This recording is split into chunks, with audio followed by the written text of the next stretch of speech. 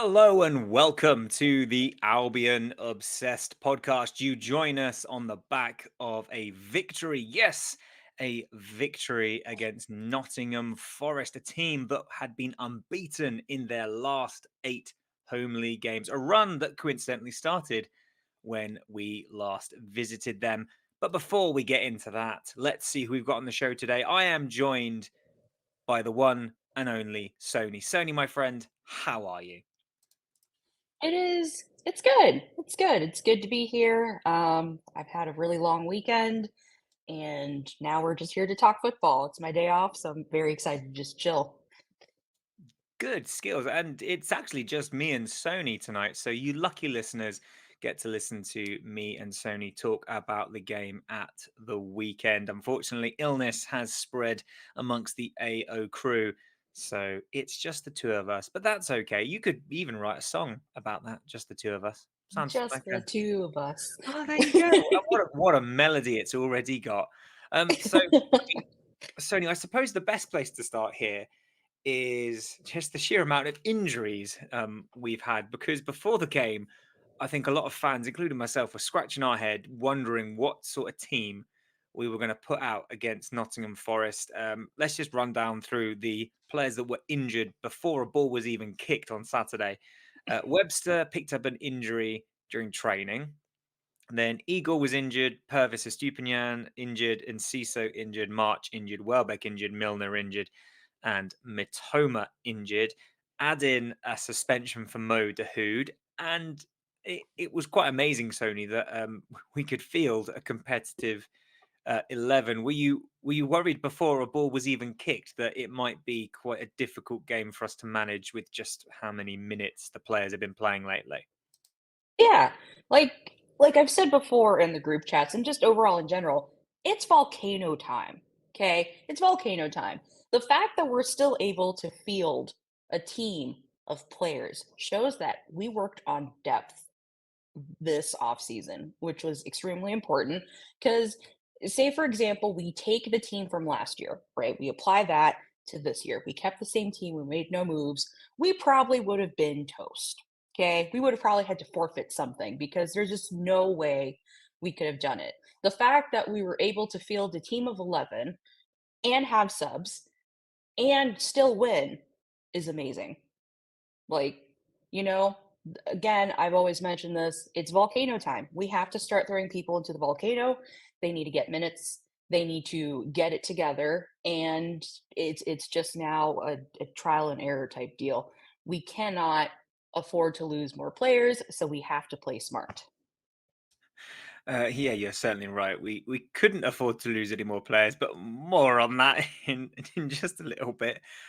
So just to go over the starting 11, then it was Bart Verbruggen in goal, Joel Veltman, Jean-Paul Van Hecke, Dunk, and the returning Tarek Lamptey as a back four, with Pascal Gross, Billy Gilmore in the holding midfielder roles, Dingra Lalana as well as Fatty across like a front three with Ferguson making the striker. So generally speaking, as you say, Sony, a pretty strong team. To be fair, it was the bench that saw four academy players on it, and as you say, Sony, it's just volcano time. It's time to see what these young kids are made of because we haven't got many other people. I mean, I know Jack Hinchelwood has started this season already. He started in the defeat against Villa, and he's sort of had some periodic game time. But for those young kids sitting on the bench, Sony, um, knowing that you could well see some minutes against a tough Premier League opposition, I mean, well, that must be a bit of a roller coaster of emotion for those young lads down there. Absolutely. I mean, you're talking about academy players who have been with the team, they've been playing with their teammates, and then all of a sudden they get a tap from whoever that says, "Hey, you're playing with Deserby. We need you to be ready. Like, let's go." And of course, these kids, I'm sure they're like equal parts excited, equal parts nervous, and I'm pretty sure they also trained with the first team before they went out to Nottingham and again, they know what's going on, they know the situation, and I'm sure they also want to make it to the first team. So this is their way of proving it. And, like that's what we got to do. You want to prove yourself to be useful to the first team, if you get called upon, you better perform. Yeah, damn right. And I think, we've seen that with Jack Hinshelwood. He's been on the bench quite a few times. He's had game time with the first team. And I think what we are quite lucky with is the way the youth system at Brighton works is that the youth team tend to play a very similar style of football to the first team. So it is supposed to be sort of like, a seamless transition. But even so, four youth players on the bench, and you can guarantee we'll see more over the coming weeks, as for reasons that we have yet to explain, but we will explain as we dive into the episode. Um, I wish, Sony, that it wasn't the first thing we had to talk about in terms of actual game, but we can't not because Brighton conceded a goal within 3 minutes.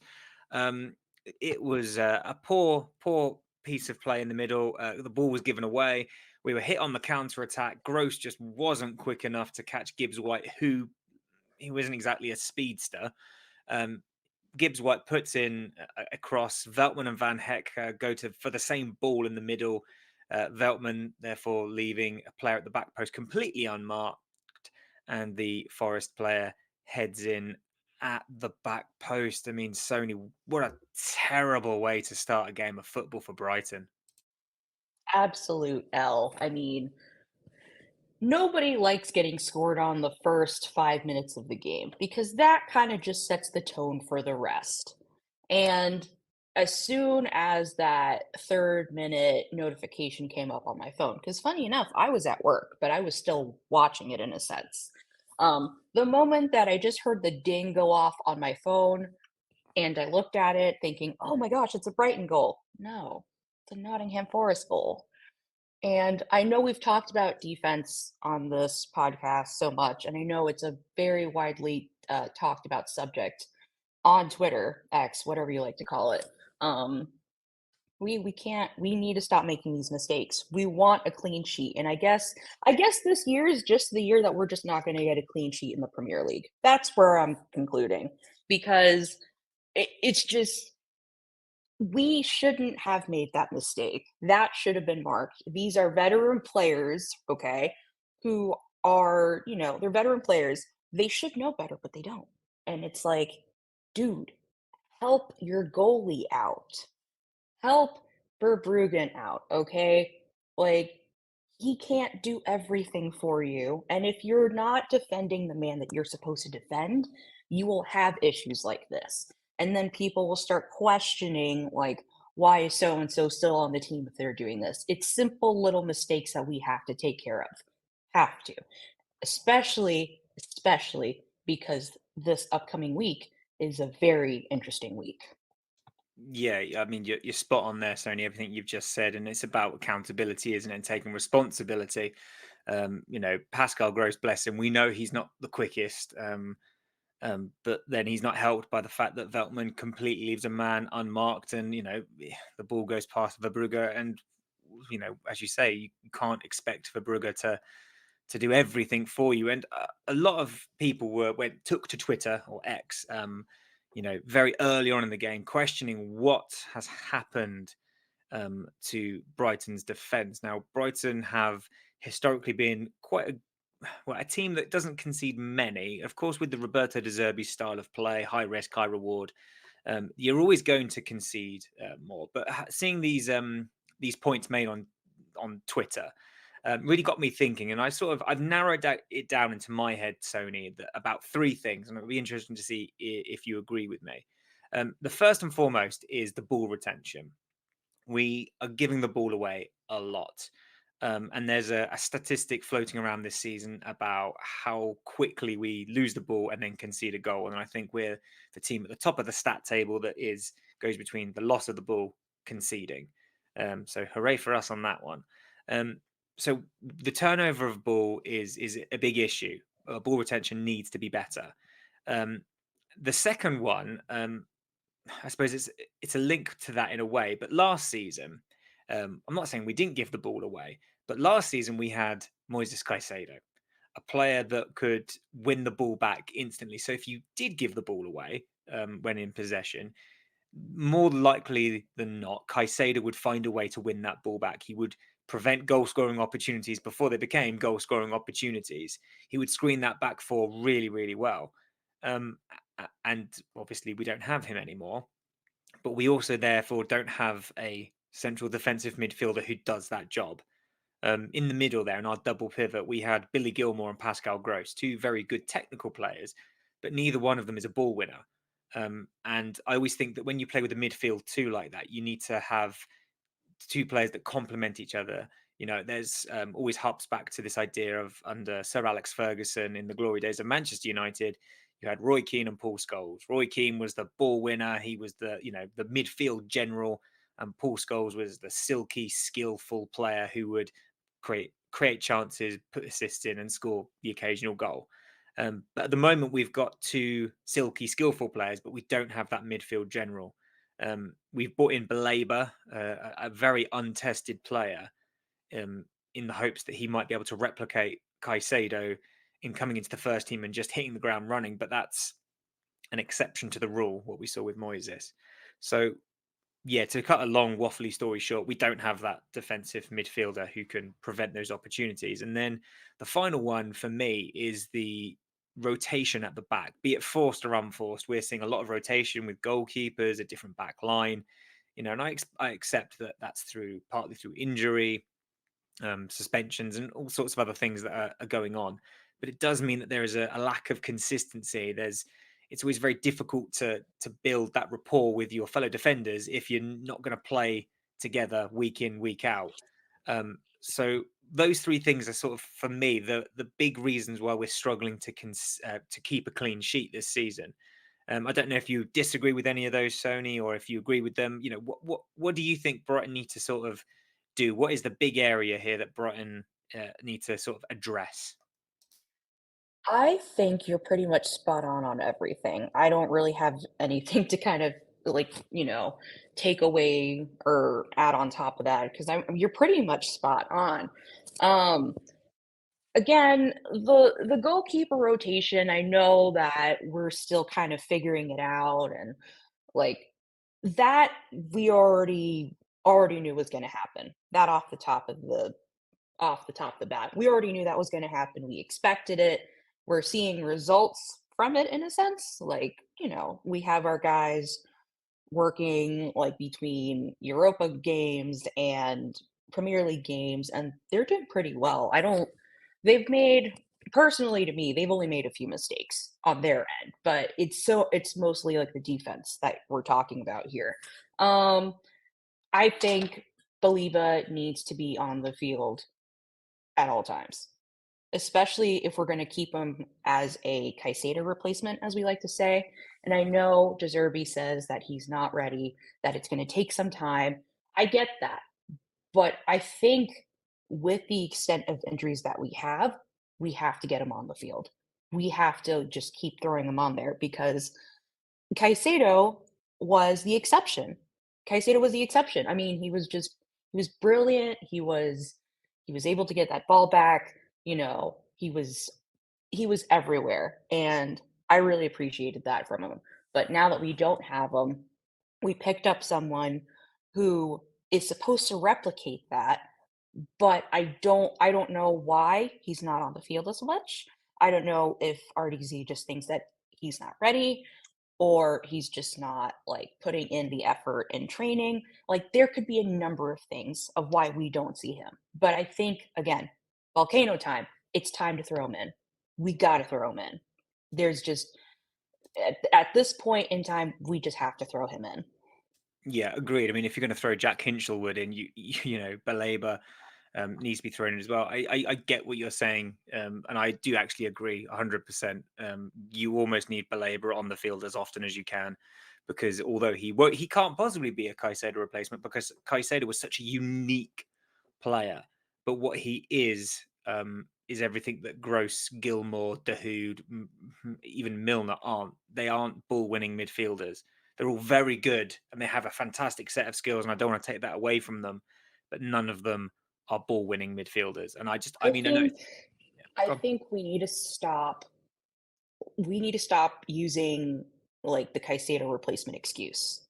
I think now at this point, now that he's gone, Like, he's not really talked about as much over at Chelsea as far as I've seen. Like, I haven't really seen any of his name or anything come up on my Twitter feed, and I have a pretty diverse field. Um, it's time to let it go. We have to start thinking about the future. We can't just be like, "Oh, like, we need a Caicedo replacement. We need a Brick Callister replacement." Yes, these people are gone. We have what we have. We need to start saying Baliba is this guy. We have to start putting our trust in him. We have to just let go of the past, look at what we have presently, and prop them up. We have to like, the fan base really just has to, rally around, whether it's wins, whether it's losses, like all that stuff. We have to rally around our players and we have to start trusting them even more. Well said, Sony. I like that. Yeah, we're going to have to rally around our players quite a lot, Sony, because the next talking point we're going to talk about is more injuries. I mean, we kicked off the show talking about the starting 11 and how difficult it was um, to sort of field a competitive 11. In the first half, we lost Ansu Fati and Tarek Lamptey. So we've lost an attacker and another defender. I mean, Sony, when does this injury hell end? I mean, I've never actually experienced anything quite like it. I've been following Brighton and football for a very long time. Um, whether we've just been very lucky and we've been immune to it, but this season, I mean, we've had terrible injuries. Man City have had injuries. Newcastle have been ravaged by injuries. A lot of players are being injured this year. Um, and for us, looking at our own squad, it's getting almost, it's like Joe said in the group chat, you've got to laugh, otherwise you're just going to cry. But another two players, Sony, leaving the field injured.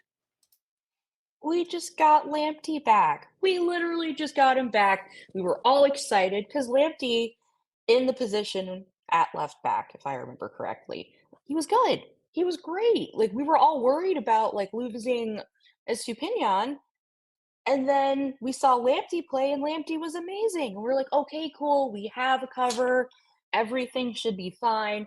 We should, panic less. And then we brought him in fresh from injury. We were all excited. Then he gets injured again, and we're like, okay, great. Now we're gonna back to panicking a little bit. And then we lose Ansu Fati. And Ansu Fati, we already know his history with injuries. Like, we're basically the team that's helping him building up his confidence again. And he's been like slowly building up his confidence. The fact that he's injured again, and my Argentinian, group chat was also telling me this. They were like, "We expected this to happen. We warned you guys because some of them do watch Barcelona games. They're like, "We warned you guys, he will get injured again. It's now just a matter of how long it's gonna take for him to come back up." But I don't think it sounded pretty severe, so we should have him back soon, which is great. But it's gonna have to be, again, that slow build because we don't wanna hurt him even more, and when he's on the field, he does things. Like, he's already scored goals for us. He's just, like, he's out there. So, this isn't helping our case. Losing him and losing Lamptey is not helping our case. Now, I don't know when Estupinion's coming back. Who knows when that's gonna happen? I just we definitely, come January, need to take a look and see who we can pick up and go from there. And at this point, like, I understand that we usually like to let our players watch and get a good sense of, the style of play, but now we just gotta throw them on there. It's like, "Dude, you need to catch up. You have a week to go. Go. Like, do your thing." So, January is definitely be very interesting for us. Yeah, I fully agree. And I mean, when I think it was you saying that was like, yes, Tarek Lamptey's back. When you said it in the group chat, I was really, really, really tempted to respond, but for how long? Um, but I was like, I don't want to be Mr. Negative. But let's just say this: I wasn't surprised to see him hobble off. And I know, and I have seen some people on Twitter sort of voicing what I've felt for a long time is, and that is, I'm surprised he's still here. And I think it was Mike on Twitter. He was saying about he's missed. He's been with the amount of time he's been with us. He's actually missed 2 seasons worth of football. And when That's you crazy. accumulate, oh, just threw my mic on the ground. As just how like I'm a hand talker, so I've just been doing this. Yeah, the amount of football he's missed in the amount of time he's been here is quite crazy. So I'm genuinely baffled as to why he's still here. He seems like a really nice lad, and when he first joined us, he was electric and exciting. But we're in desperate need of fullbacks who can play more than 3 games a season. So yeah, genuinely really surprised he's still here. Um, Completely unsurprised that he's picked up another injury. Maybe I'm being too harsh, but I didn't expect him to see the game out, if I'm being brutally honest. And I would like to see him replaced sooner rather than later. We need cover at right back, and we need cover at left back. So we need a fullback who can do both. Which why it was really strange for me that we let Karbovnik go. I think it was in the summer, this summer, a player who can play left back and right back. We let him go, and we, continued playing Tarek Lamptey, who's perpetually injured. But no, so there our injury worries deepen. Um, and it's just becoming more and more interesting. But it did mean we got to see JOAO Pedro take to the field and Jack Hinchelwood, respectively. And of course, both of those players played a huge part in the victory and also had parts to play at both ends of the pitch. Let's talk about one end of the pitch where it was nice to see a goal, Sony, and that is Evan Ferguson, a player who has been a little bit out of sorts so far this season, had his own issues with injury. But I moaned about Pascal Gross's lack of pace earlier on in the show, but it was an absolutely lovely ball from Pascal Gross to Evan Ferguson, who was given the time and space to pick his spot from outside the box into the bottom right hand corner. It reminded me favourably of one of the goals he scored against Newcastle. But Sony, fantastic way to restore parity into the game, and young Evan will be absolutely thrilled to add another goal to his tally this season. Oh, hell yeah. Like, Fergie, I know that he's, like, he's been off and on of sorts with injuries, with international duty, with just, playing all this stuff. He's still young. I'm not worried about him. He's slowly hitting his stride, and RDZ expects more out of him. So, this is one of those like confidence boosters. The fact that he got a goal in, great confidence booster. Like Gross helping him out, also a great confidence booster. Like he has the support, he got the goal. Yes, he had another tally. I just I'm happy for him. I love Evan Ferguson so much. And yeah, I was worried about him when he was in international duty because, injuries always happen. And that's one of the things that we couldn't afford. But most of the people that came back unscathed. Tired, yes, but unscathed. Um, yeah, I just Fergie. Ugh, love this guy. Yeah, he's a phenomenal striker, and I think how he's performing now at such a young age is just he reminds me a lot of Harry Kane, and I don't just mean in the goal scoring sense, but I just mean like he could be having quite a quiet game, and then suddenly out of nothing he can just turn the game on its head, and that's exactly what he did in that first half against Nottingham Forest. Not saying the game was passing him by any means, but yeah, again, something out of nothing, and you just can't give him that time and space, and he's being linked to a move to Manchester United already. Um, After signing his new deal, I imagine that Manchester United or any suitors would have to stump up a hell of a figure to even get Tony Bloom to look twice. Sony, just to put you on the spot, what kind of figure do you think it would take for Tony Bloom to seriously sort of consider a move for Evan Ferguson? Evan Ferguson is a building block, so we would have to set the price high. Caicedo, like, I understand that maybe he was a building block, but it seemed like he was already wishy-washy to begin with, so I wouldn't put him as a building block. But with Evan Ferguson, the fact that he's young, the fact that he picked Brighton, the fact that he's happy, he's happy with his teammates, he's happy with the training, like, he's learning so much, he's getting the experiences that he needs. because he wanted to get onto the first team. That was the whole reason why he came to us in the first place. Otherwise, he would have been loaned out, and who knows what would have happened to him. Um, I'm gonna say ballpark 125 million pound. Yeah. 125, 130 is probably my best Mm. bet. I think it's probably around somewhere of that ilk, and I think that's if Evan Ferguson made a noise about wanting to leave. I think it would take ridiculous money for a January move. We're talking 150 plus. Yeah, if it's a January move, we're looking at 150, 160. You're taking someone away halfway through the season to help pad your stats for the other half of the season. Like, no, no, no, no, no, no. Like like January is one of those like emergency, I need to find a player ASAP moments, not, hey, I want to pad my stats with the best and the brightest people like that I can find. Like, no, save that for the summer. And even then, hell no, we're not giving you Fergie. Like, I will fight anybody that tries to go after him. I already said that I would fight Todd Bowley, and I will fight the Glazers. Listen, I they're on the East Coast. I can find them, and I will fight them. All right. You, So you you British folks, I'm ready. I'm ready.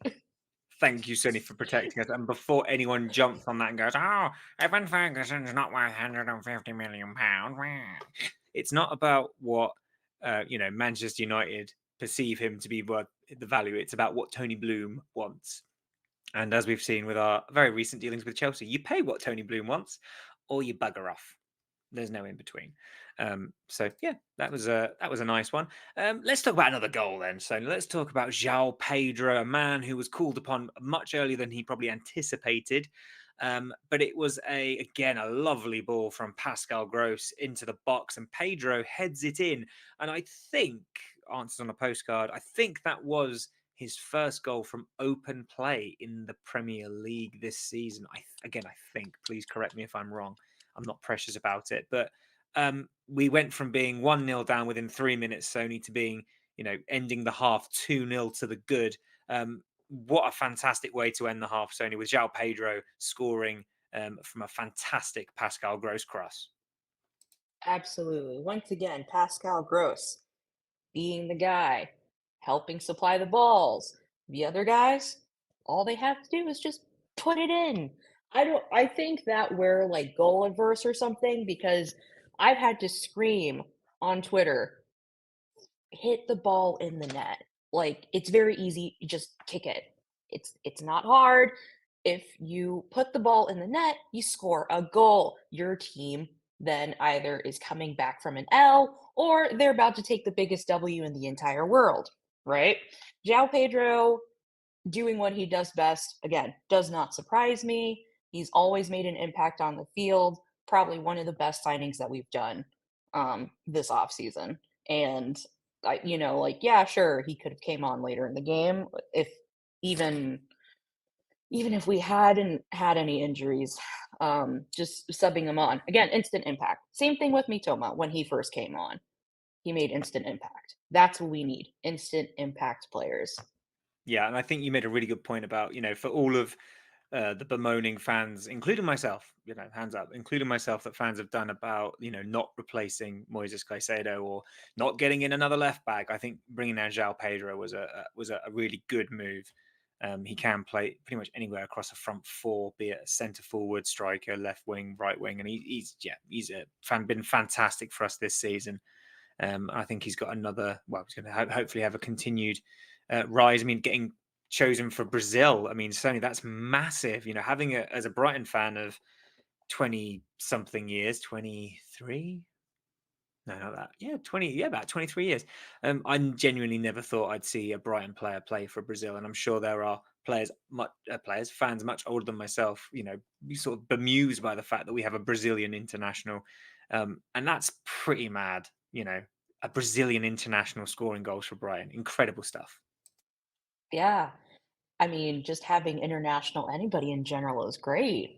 Like you have Mitoma for the Japanese national team, you have João Pedro for Brazil, and Brazil is always like a really good like international team. Probably not as of late, but they're still pretty good, right? Even Lewis Dunk getting called up to the England national team is like a huge win in Brighton books, honestly. That's probably like the Brighton win in books. Um, but yeah, just having our young players that we've picked up, train and they play in games and they score all these goals and their country's teams are looking at them and saying, "Hey, we want them on our team because if they're making an instant impact here, they can make an instant impact also here with us." And like I'm sure he also played with players on that team when he was back home. So very easy gelling situation. You know, Brighton is starting to become a big team and we need to start embracing it. We need to start telling ourselves, hey, we're big, we're having all of our players do all of this cool stuff. They're getting picked for things. It's time to kind of like exude that energy. Do you think that will help us in terms of our recruitment? So, as you say, you rightfully say we've got so many fantastic players getting picked for the national team. Surely that can only help us recruit, better players. I mean, let's talk about the young Argentinian lad Barco from Boca. We're after him. Manchester City are apparently after him as well as a host of other teams. The fact that we've got people, as you say, like Mitoma, JOAO Pedro, Lewis Dunk. Obviously, I know he's gone now, but Alexis McAllister, World Cup winner, playing for Brighton and Hove Albion. Do you think that's another pull that we now have? Hey, look, come play for us. You'll get in our first team. You'll get picked for your national team. Absolutely. Even with McAllister, and we know McAllister, he's very down to earth. He's very like soft spoken. The guy is very chill. Um, I'm pretty sure I read somewhere online that he was telling people like, "Hey, you should go to Brighton. It's not a bad team to play for, and they're doing all sorts of stuff, and you'd get great." Like we brought Buonanotte on, right? And Buonanotte, yeah, sure, he had maybe like a little bumpy start, but he's been doing pretty well when he actually gets put in the position that he's, really good at playing.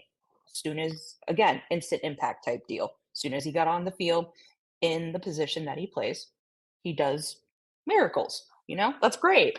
Um, but it's word of mouth, right? It's word of mouth. It's again, recruitment, it's all about word of mouth. It's all about, the optics, like seeing the international players like do their thing and the people at home take notice. They say, "Hey, this team is helping out our player from our country do this."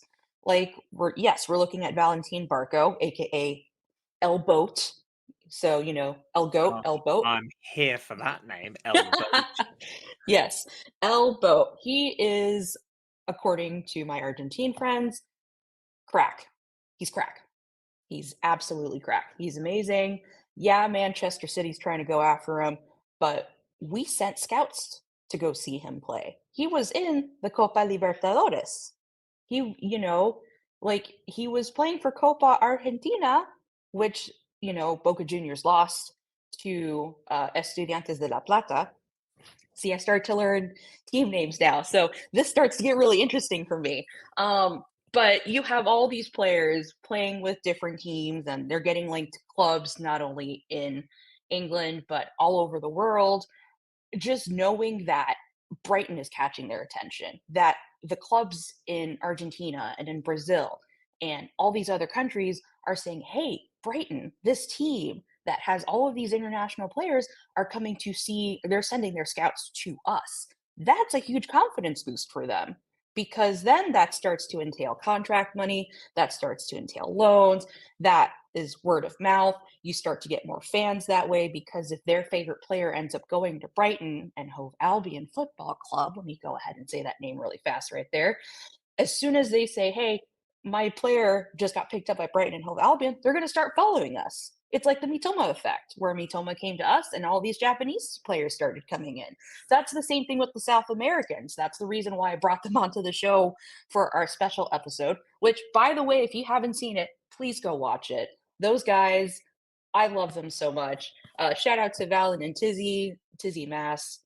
They're great. They were very awesome and fun to talk to, and they have so much insight.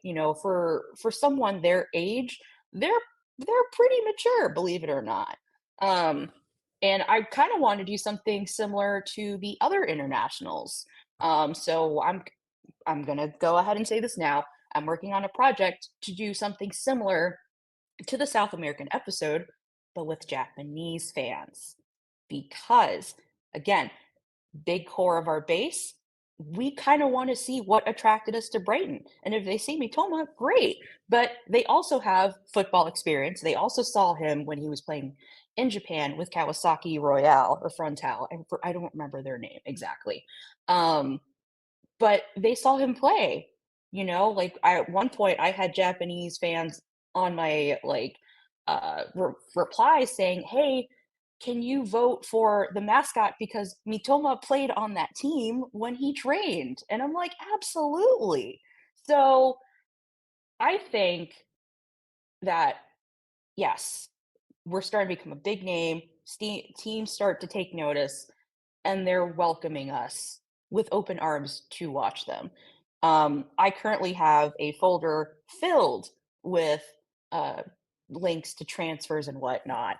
And yeah, majority of them are coming from like Uruguay, they're coming from Argentina, like South America. Like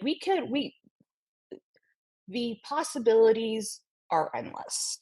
It's just we have to start thinking ourselves as a big team and realizing that yes, your club, okay, your club that you have been seeing for like 20 something years is doing something really crazy cool. Not just Europe, but just getting the players that you need, attracting those folks to come to play for your team. Like, you guys should really feel happy about that. That is a major, major accomplishment. Yeah, it still, blows my mind somewhat. Um, but yeah, it's really nice to hear you talk, Sony, with such passion about our followings in other countries and the people that you've built not bridges with. That's the wrong way, but it's obviously like extending the hand of friendship to our worldwide community, and that's just absolutely fantastic. And people like João Pedro who are making a really good name for themselves in England and in the Premier League, are performing so well. I mean, let's talk about just how cool that man is from the spot, Sony, because I mean we've seen it in Europe, and we saw another fantastic example of it at the weekend. Now, first, Sony, we do have to talk about the decision to award the penalty. Pedro was dragged down off the ball by former Albion loanee Chris Wood. A lot of Nottingham Forest fans saying it was really soft. I myself am on the side of it was pretty soft. What did you make of the foul on João Pedro before we talk about the ice that runs through that man's veins? Game's the game, mate. At this point, the refereeing is just so inconsistent that we're just going to take whatever calls come to us, whether they're good, whether they're bad, because no matter what we argue about, they don't care. They don't give a shit. Sorry. But they like it could have been soft, it could have been the right call. Either way, a call was made and that was it. The referees don't care about what we think. They think about what they think in the pitch and whatever VAR thinks. So at the end of the day, sure, it could have been soft, but that's the decision that was made and that's the result. That is a very very very balanced view, Sony there, and Pedro, as we say, steps up to the plate, cool as you like, puts it away, sends the keeper the wrong way. Beautiful stuff. João Pedro continues his fine goal scoring form. Must take some real cojones to do what he does. Absolutely. He stepped up, he did what he needed to do, and he hasn't failed us so far this season. I'm happy with him taking all of our penalty kicks. You know, Me he too. he loves doing them. He likes the excitement. I'm gonna let him do his thing. It's just the look on his face when he steps up to take the kick. He just looks so sort of, it's almost like a mask comes over his face. He's just so calm and collected. And thank goodness we do have someone who's got that sort of ability from the penalty spot. Goodness knows, over the past, Brighton have had some pretty poor penalty takers, but I think João Pedro is solidifying himself as one of the best. From one penalty, Sony, to the next. Let's talk about the penalty that almost derailed the Brighton game. Jack Hinchelwood, the young lad who came on as a sub for the injured Tarek Lamptey, had a coming together, shall we say, with a Forest player. Initially, the referee waved play on, but he was later called back to check that via VAR. Um, Again, we can sit here and talk about whether that was harsh or not, but that is the call. So before we get into the drama that unfollows Sony, do you maintain, as you just did, that the call's the call? All's the call. It is what it is. I like that. We can't do anything about it.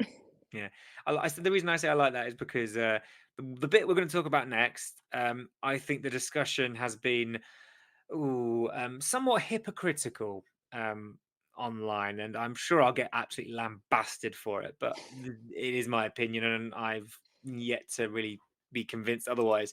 Of course, I am talking about Lewis Dunk. Lewis Dunk going over to the referee when the call has been given, and it looks like he says to the referee, "What about that foul there?" He instantaneously gets a yellow card for that, which I'm going to, preface everything I'm about to say with this. I do think that yellow card was harsh. If you're just going to give a yellow card to a player that goes and goes, "Well, what about that there?" I think that's quite harsh. I've seen lots of different reports, maybe saying that Dunk was too close to the referee when he went to view the monitor, that Dunk was getting in the referee's face. I can only call what I saw, and what I saw was Dunk, gesturing to the referee almost, and from my very poor skills at lip reading, saying something along the lines of, "Well, what about that there?" in reference to another foul, perhaps. Um, then what happens afterwards is, of course, a bit of hearsay. But what we do know is that Dunk received a straight red card for personally abusive language towards the referee and will subsequently serve a 2-game ban. Now, again, Sony, a lot of hearsay, a lot of rumor and conjecture going on along Twitter about what was said, and apologies for the expletives. Some people seem to think that he said bald prick. Others have claimed bell end as well, and apologies for the naughty words. Um, yes, I know. Um, and this is where it's irked me slightly. Um, a lot of people, and I'm not angry at this, but a lot of people, perhaps rightly, have said, "Well, hang on, what about Bruno Fernandes? He's always in the ear of the referee moaning. What about Harry Kane? When he was at Spurs, he was always moaning to the referee, always getting in his ear." And then I think it might have even been Dagan. But someone said, well, hang on, what about Ashley Young at the weekend for Aston Villa, shouting and screaming at the referee then when he's on a yellow card? Why aren't they getting yellow carded? And I do feel that frustration at the double standards of the refereeing, because Lewis Dunk was the first player to be sent off for abusing a referee whilst on the pitch during an actual game since Alan Smith for Newcastle in what I believe was 2008. So, a hell of a long time ago. Um, but for me, it doesn't matter. If Lewis Dunk has indeed insulted the referee by calling him a bald prick or a bellend, he deserved a red card. There's no ifs or buts about it. It doesn't matter what Bruno Fernandes does. It doesn't matter what Harry Kane does. You can't talk to a referee like that. So I have no sympathy whatsoever for Lewis Dunk's red card. I respect that I might be in the minority of that. But for my 2 cents, it doesn't matter if you like Anthony Taylor or not. You can't say that to a referee and expect to get away with it. Um, so yeah, I think Lewis Dunk deservedly saw red there. What do you think about this, Sony? Do you think I've seen some people say that referees need to have thicker skin, seemingly implying that referees should just accept personal abuse. Other people, as I say, are pointing out and saying, "Well, what about so and so, or what about so and so?" Where do you fall on this, Sony? Oh, this is so hard because I have just been reading a lot of what people have said. Some people are just like, well, that was kind of like dumb. Other people, like yourself, were like, he kind of deserved it because you can't abuse the referees. Yeah, sure. I get that part. Now, again, my thing is game's the game. It is what it is. They get called, right? If he got called a bald prick, which I would laugh at, right? Like, personally, I would just laugh it off because first off, I don't care, right? Like, if I'm in the middle of a game and I get called a brawl prick, okay, cool. Like, we still gotta go. We still gotta play the game. Like whatever. If he got called a bell end, I don't know English, like British English as well as you do. So I can't gauge whether or not bell end is like down here or up here. You know I what I mean, mean? it's not the C word, but it's not like, if I called you a daft twat, that's quite like, but a bell end is like it's pretty mid. It's pretty mid. But I suppose what I Okay. would throw back at you there, Sony, is I'm a teacher, right? If a kid called me a bell end, I'm not letting him get away with it. It's about respect, and the game, it has to be played with respect. I'm also a youth coach. If one of the kids on my team said something like that to a referee, I would be fuming. It's about respect. And again, I point this back to hypocrisy. I advocate a lot for football following on from rugby. We can learn a lot from rugby. One of the things I've advocated for a long time, and I'm not going to change my mind now, is the way that players interact with the referee. In rugby, only the captain can talk, and it is about respect. And if you disrespect the referee, you go to the sin bin. The refs don't take any messing in rugby. And I've long said that about games where we've played Manchester United and Bruno Fernandes is always moaning. I've always gone, oh, book him. He's moaning it. You just book him. That'll stop it. I'm not going to change my mind now. You know, it's times like this where just because it goes against you, you shouldn't change your moral position or your ethical position on something. You got to be consistent. So for me, as I say, I, I I get that, like, he hasn't exactly dropped the C bomb, and some people say, well, he was walking away. But again, I link it back to, if I, as a teacher, a kid calls me a twat as they walk away from me, I'm not going to let them get away with it because it's about respect. And I personally am quite confused with how many people are trying to defend Lewis Dunk. I I mean, think, respect kind of goes both ways, yeah, though. no, That that I do agree with. Yeah, I do agree Yeah, with it. the respect goes both ways. So again, like I've mentioned before, the refereeing is so inconsistent, and the fact that most of these players, up until Lewis Dunk, right? Now, I'm not saying that there is like a clear bias towards him or anything, but it's kind of weird looking because it looks like he's being made out as an example, right? To me, it looks like it's being made out as an example because if all these other players can get away with it, but Lewis Dunk can't, there's a problem. And respect goes both ways, whether it's refereeing, whether it's playering, whether whatever the case may be, respect goes both ways and consistency is key. We just need a major overhaul. End of story. That's it. No arguments here, and because I do agree with you fully, Sony. Respect has to go both ways, and I do genuinely think referees and officials would get more respect if they were more consistent. And as I say at the start of my little spiel, I do empathise, and I do totally agree with the lack of consistency. But I myself need to be consistent in the way I approach things. I would want to see Bruno Fernandes booked, so I can't then sit and moan about Dunk being It's booked. understandable. Oh, So and another thing to think about too, right? If it was about Hinshelwood, as a captain, I would go to bat for my team, right? As someone who works on a tiny team and I do a lot of inventory management. I will always go batting for my team. Am I captain? No, no, I'm not at all. I'm pretty much like low in the rankings, but I always go to bat for my team, whether it's my leads, whether it's the higher ranking folks above me, whoever it is, no matter what, if it's a noob, if it's someone who's been here like 15, 16 years, I will always go to bat for my team, you know?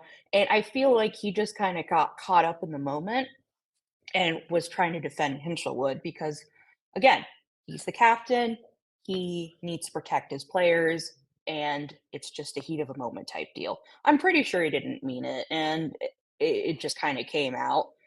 But what else yeah, are we and going to do about it? you do see him go to apologize to the referee. I do wonder if that apology was because he knew what was coming and he wanted to sort of say, "Oh, can I mitigate this before it turns into a red card?" But he's at the end of the day, Lewis Dunk is an experienced player, and many fans will say he should have known better, especially in the midst of an injury crisis, which affects our defence more than any other area of the pitch. But we could sit and talk about this all day. But what we can say for definite is one way or another, whether you agree with me or you agree with Sony or you're somewhere in the middle, which is absolutely fine.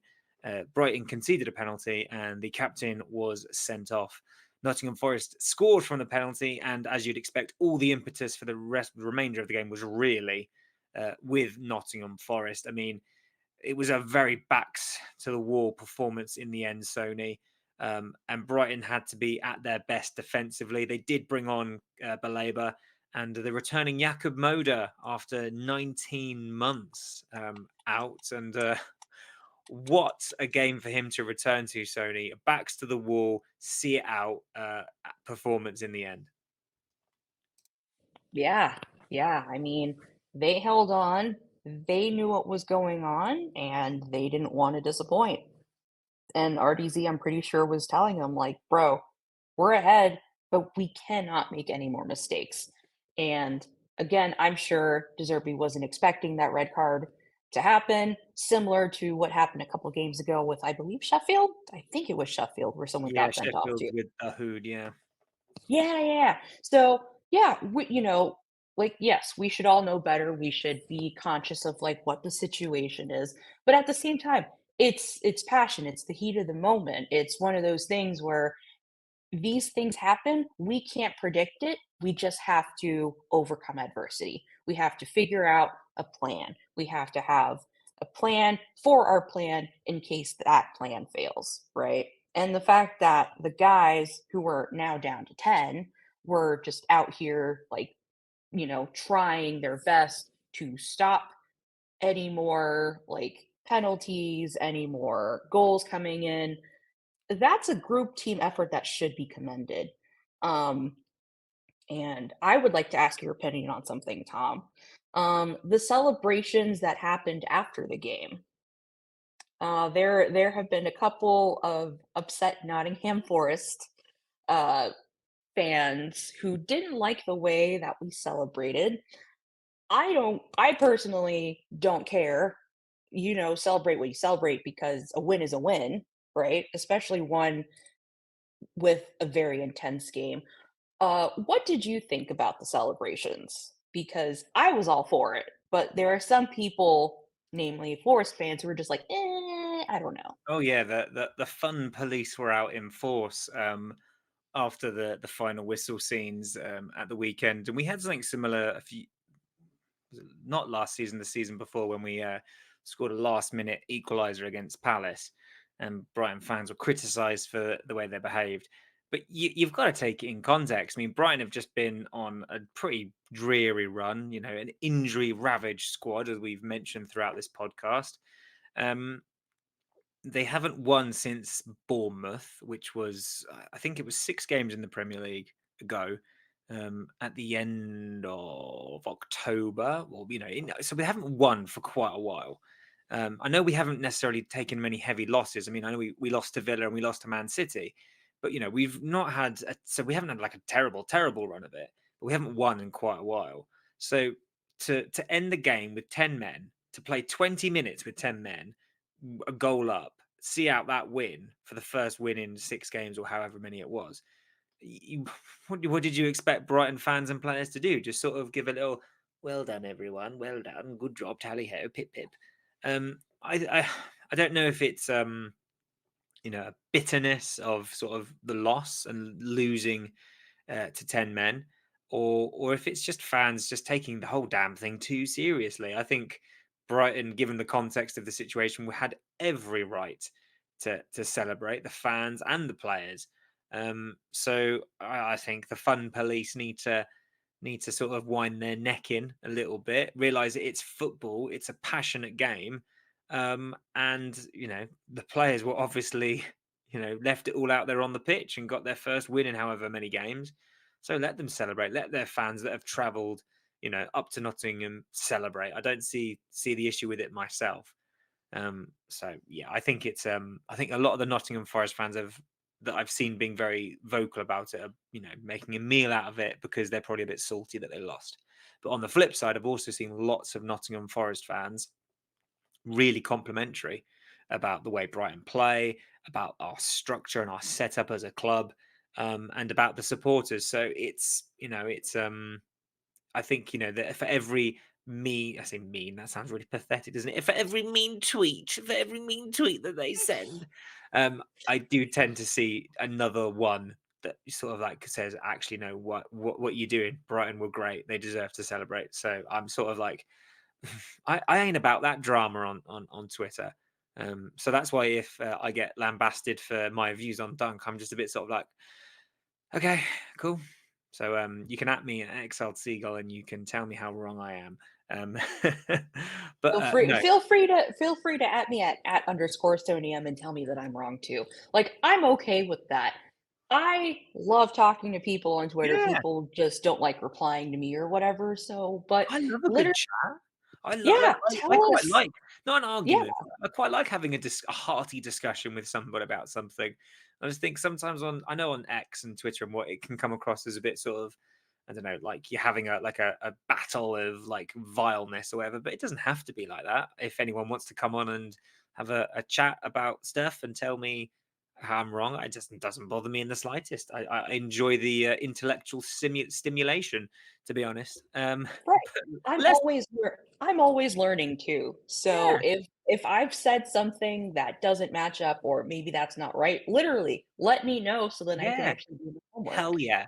At us on Twitter, drop it in the comments below. Let us know how wrong we are, and then we'll block your mean tweets and stuff. No, we won't because that's not who we are. But let's talk, Sony, about then if you had to pick a player that stood out for you as player of the match, who would it be? I know who mine is, but I'd like to hear your thoughts. Mm. I'm going to give this one I'm gonna give this one to Jakob Moder. And that's only because he came back and we saw him play. And again, one of those instant impact people helped minimize the damage. I just let's just give a round of applause to this guy for coming back in the first place. What a bro! What a bro! Definitely, I think that to be perfect. I think he's been out for a long time, so to come back in that situation, in that context of going a man down, a goal to the good, you got to see it out. That's a hell of an atmosphere to come back to. And Forest is, we had a really tough time at Forest last season, and not just because of the result, but because of the atmosphere. I've been to that ground a good couple of times, and the Forest fans are loud and they're proud. And Jakob Moder helped the team see that out. So that's a really lovely shout, Sodi. I'm going to give my man of the match to Jean-Paul Van Hecke. I thought he was, I thought he was excellent. I just thought he was absolutely phenomenal. And given the fact that Lewis Dunk obviously, got red carded, it could have been very easy for Jean-Paul Van Hecke to sort of lose his rag because he was getting quite cross with the referee at times. But no, he was so professional, and he is genuinely, in my opinion, a future captain. If Future captain you know, material, 10 out of 10. he is just excellent, and I genuinely think we are seeing a player that is better than Levi Colwill was for us last season, in my opinion. I think Van Hecke, absolutely phenomenal player. Obviously not perfect, has a mistake in his game here and there. Don't get me wrong, but generally, yesterday I thought he was excellent, absolutely excellent. So he'd get my man of the match. Colwell who? Colwell who? Yeah, Levi who? Caicedo who? Oh, Who? yeah. Who are these people? I don't know who you're talking Who are we? about. Who cares? Who cares about them? Um, let's end the episode then, Sony, by talking about the European game in the week, which is our away trip to Ajax Athens. We actually don't have Van Hecke for that game, I believe. I think he's picked up too many cards in Europe, so I'm pretty sure he's not available for that game. Um, Darn. Lewis Dunk will be available because Yay. the red card is for domestic games only, not European. But that also means the Hood can play in the Europa League as well. So we mitigate some of the issues there. But as we said, if all things stay the same in terms of injuries, again we're going to be finding ourselves playing, two games in quick succession, Thursday and then I think it's Sunday. Um, it's going to be a tough ask with a lot of minutes being being played by certain players. But volcano time. Do you Volcano see? time. Do you see, Sony, a situation where Brighton can come away with that with 3 points? 100%. If we can have, like I said, depth. We have the depth now, right? Now it's time for people to step up or get out, you know? RDZ always demands perfection, always says that, so and so has unlocked about 50 or 60% of their potential. And with injuries stacking up, now it's time to turn up the fire. You have to start playing. We need to get out of the group stages. We've come so far, right? With the loss, with the draw, and then with the two wins with Ajax. That's amazing. We are making progress. Sure, the first game or two was bumpy, but now that we have played Athens, we kind of have an idea of what to expect and we can go tackle that problem. So, volcano time and experience is going to help us out with this one. I love that. Yeah, I can see it being a tough game. Athens and Greek football in general, how is renowned for its quite intimidating atmosphere. So I think if the team, I should say, found it quite daunting in Marseille, I think they will find it equally daunting in Athens. So it's all about playing the game and not the occasion. But I like the optimism, Sony. Yes, 3 points can be achieved. I would happily take a point though if we were guaranteed. If someone said to me right now, Tom, you can have a point against Athens, but you'll also come back from Athens with no new injury problems, I'd take that point because I think all it takes is one more injury, especially in defence, and we're in big, big, big trouble. Fingers crossed, Igor and Webster are back, but even then, I'd be worried about shoving them straight into the 11 because we've seen with Purvis when he came back for that cameo, and then again with Tarek, if we bring them back too quickly, we could risk seeing them be out for longer. So it'd be a really Yeah, I interesting. mean, we could, but again, that's part of the high risk, high reward type deal that we're talking about, you know? Like, yeah, we're going to concede a goal, but at the same time, we're also going to score a bunch of goals. And Igor, if I recall correctly, does have European experience. So for him to get thrown into there, it's like, okay, cool. We have to start throwing people in there. Like, I understand injuries is a thing, but we have to start throwing them in there. The players have got to be careful, you know? They have to be careful with how they play, with how they react to things as well. We have to keep our expectations manageable. Like, there's so much that goes into this game that we really have to think about, and that I'm sure our players are also thinking about too, that we cannot afford any more major mistakes, and now it's time to do the thing. Do the thing. And I think, Sonny, that's a perfect way to end it. Before we sign off, though, there's a couple of things I'd just like to remind the viewers and listeners of at home. It is currently November, which of course means it is currently Movember. And as you can see, me and Sony are rocking our respective moustaches. I'm also rocking Boys Get Sad to a fantastic clothing brand that raises awareness of men's mental health. The Albion Obsessed team are raising money for Movember. So if you are able to, please consider making a small donation if you can. If not, do not worry. But if you wouldn't mind dropping us a retweet on the old Twitter just to raise awareness, that would also be absolutely fantastic. And the last thing I'll mention here is about One Clop Shop, the one-stop place to get all of your vintage football shirt requirements. So if you go on One Clop Shop and you want to buy something, you can drop in the code Albion Obsessed, all uppercase. You can drop that code in and you can get 10% off.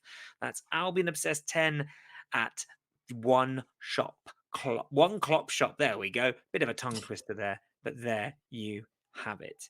And all that remains to be said is thank you very much for joining myself and Sony. And thank you, Sony, for joining this wonderful duo today. Just the two of us. We got it done. We smashed it. we Very we professional. got it done, and I had a lot of fun, like Exactly. this is great. Having 2 people on a podcast sometimes is just what the doctor ordered. Who So, needs that smelly man? No, I'm not gonna say, I'm not gonna call Joe smelly. That would be very rude. Joe, boo, feel free to cut that boo. out. But no, if you would like to let us know in your thoughts in the comments down below, what did you make of the injury crisis? What do you make of Brighton's conceding? What do you put it down to? What do you make of Lewis Dunk's red card? Do you think I'm just being a big old fool and I should support Lewis Dunk no matter what he says? Let us know. Wherever you may be, whenever you may be. We'll see you next time. Take care of yourselves.